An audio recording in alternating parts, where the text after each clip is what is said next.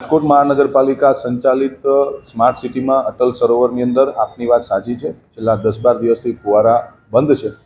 પાણીનું low pressure નથી આવતું અને એક નીતિ વિષયક ટેકનિકલ સ્થિતિના કારણે હાલ પૂરતા અમે બંધ રાખ્યા છે।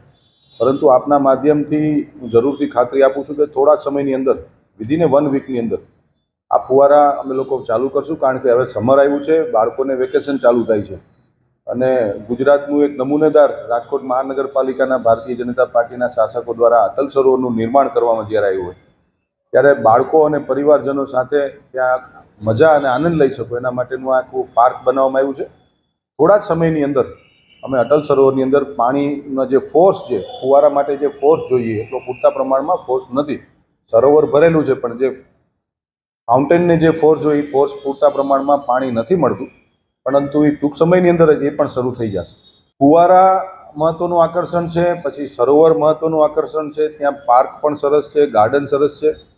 અટલ સરોવરની અંદર ખૂબ સારું મહાનગરપાલિકાએ બનાવ્યું છે। આપની વાત સાચી છે, ફુવારા પણ એટલા જ મહત્વનું આકર્ષણ છે।